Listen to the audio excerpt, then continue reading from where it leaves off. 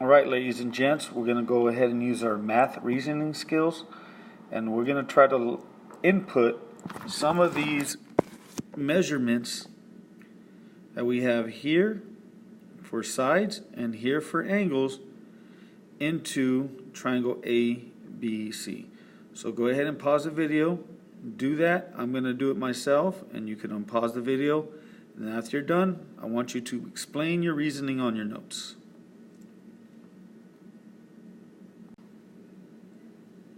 So I put these side lengths here just because I think the sides match the distance. For example, I believe AC is the longest side because it looks that way, therefore I put the longest side measure, and so on and so forth. So this is what I have so far. I'm now going to include the angle measures to match. Remember the triangle basics truth about sides and angles. The reason I chose these particular angles here, 104, 44, and 32, because you have to remember all inside angles have to add up to 180 degrees. That's the triangle sum theorem. So 180 degrees. So I know these three angles had to be my choice, and then I put them across from their associated length. For example, the longest side and the biggest angle have to be across from each other. The shortest side and the smallest angle have to be across from each other. And then the middle side and the middle angle have to be across from each other.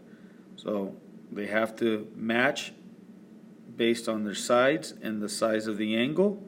Big with big, small with small, middle with middle.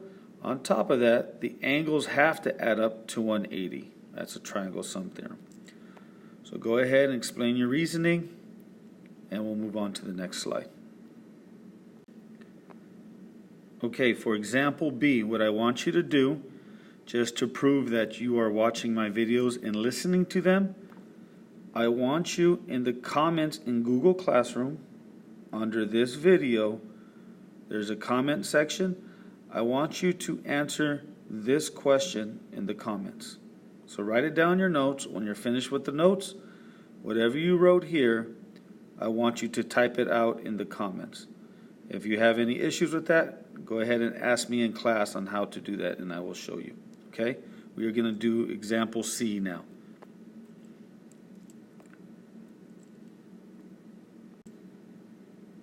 So a good approximation here. So we don't have to actually know the exact values of X and Y.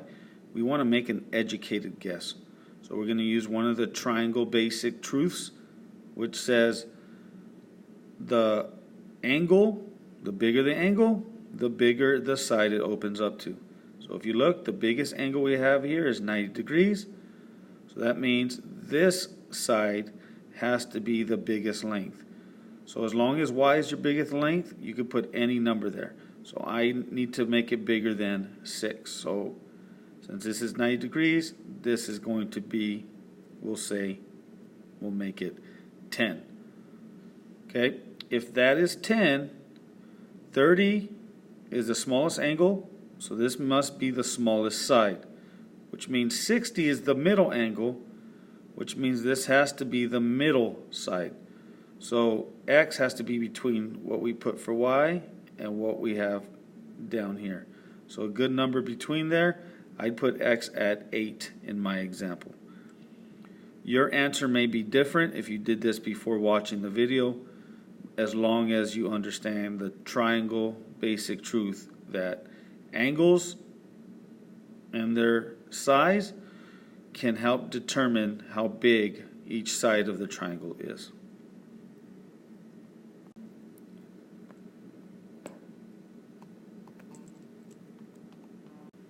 In example D, it does say to guess for X and Y, but we can actually figure this out if we know a little bit about triangles and some of the stuff we talked about in our last notes. So we're going to solve for X. First thing you should notice is that X is an interior angle, and we know all the other two angles. Just to remind you, this angle here is 90 degrees. So by using the triangle sum theorem, we can go ahead and add these guys up and put them equal to 180. So let's do that. X plus 53 plus 90 equals 180. Again, this is using the triangle sum theorem, so we're going to go ahead and solve for x. So x plus 143 equals 180. Subtract 143 from both sides. Oops.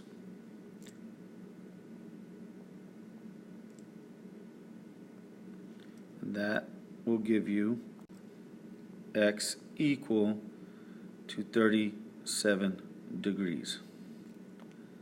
Okay, so we have just solved for x, 37 degrees. Again, we can guess for y, but if you know your triangle stuff from im2, we could actually solve for y. And what you need to notice here is this relationship between these two angles here. If you recall, these two angles, because they make an X or a bow tie, these are called vertical angles.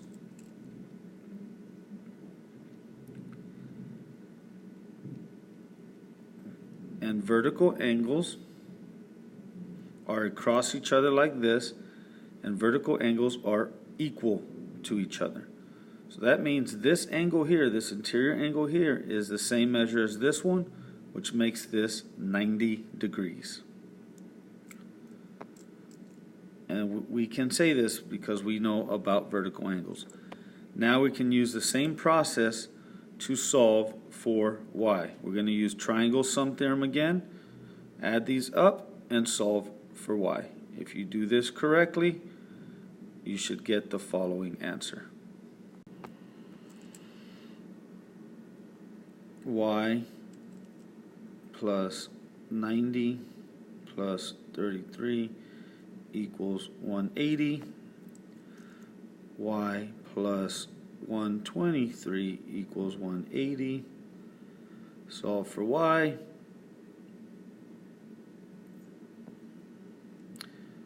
And y is going to equal 57. All right, moving on to example E. Again, we're practicing seeing structure here, and you should be able to see that you have two triangles in here. You have this guy and this guy. The other thing you should notice is kind of what we did in the last example. These two guys here, these angles inside, they are again vertical angles. And we know that vertical angles are equal. Because we know the vertical angles are equal, we can say that this angle is x. And once we solve for x, again using triangle sum theorem, we can use triangle sum theorem with these three interior angles. We can now solve for x. So let's do that. Triangle sum theorem says add up all the interior angles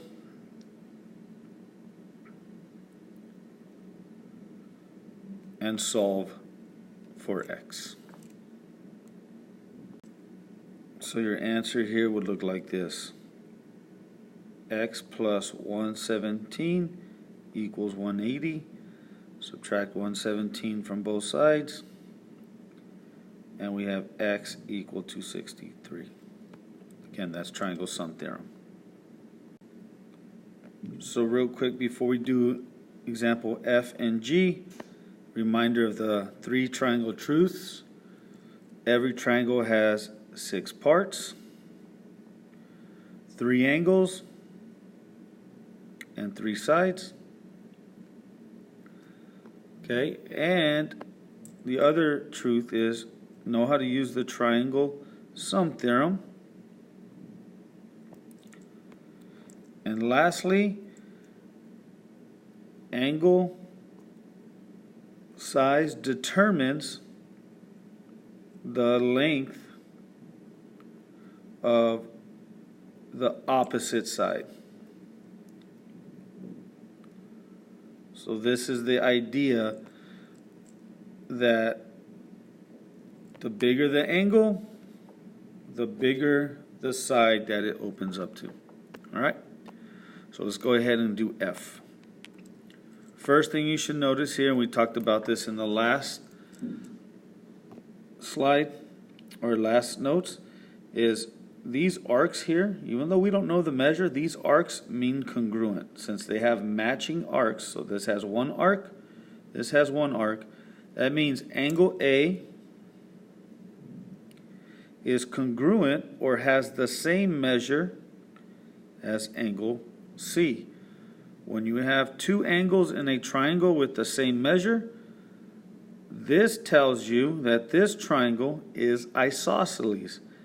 And remember, isosceles means the two sides are equal. So this is an isosceles triangle. So let me repeat that. Because these two angles are the same in the triangle, they are congruent based off these arcs, these two sides have to be the same. And that's by rule of the isosceles triangle. Okay? So now knowing that, we look at the sides and we can use this information. We know that this side, AB, has to equal this side. Because they are equal, we can put these two expressions equal to each other.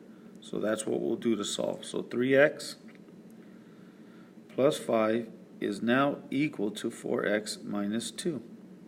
And now we can use our Algebra 1 skills to solve this equation. So let's do that. We're going to get the x's together. I'm going to move the 3x by subtracting it to the other side. We have 5 equals x minus 10, and then we're going to add 10 to both sides. Again, this is a Algebra 1 skill. Hopefully you're pretty comfortable with this. And our value of x is equal to 15. Okay, last problem. We're going to find the value of y and list the side lengths from short to long. So in this problem, since we know the interior angles, we're going to use triangle sum theorem. Triangle sum theorem says add all these up and put them equal to 0. So triangle sum theorem is used for the inside angles. So we're going to add all these guys up and put them equal to 180. Sorry, I think I said 0 earlier. We're going to put them equal to 180. So it's going to look like this. I'm going to add angle K. So we have angle K has this measurement. So first angle is K plus angle I. So we're going to go ahead and do angle I, which is 52, plus angle H, which we know is 90. So this is 90, just in case you forgot. So we're going to add that together and set it equal to 180. And now our goal is to solve for y. So this turns into an im1 problem again. So the first thing I want to do in this equation is combine like terms. So I'm going to combine the 11, 52, and 90. So when we do that, we get 3y plus 153 equals 180. Subtract 153 because we're trying to isolate the y, solve for y. So we're going to subtract 153 to both sides. 3y will equal 27. And then last but not least, we'll divide by 3. And y equals 9.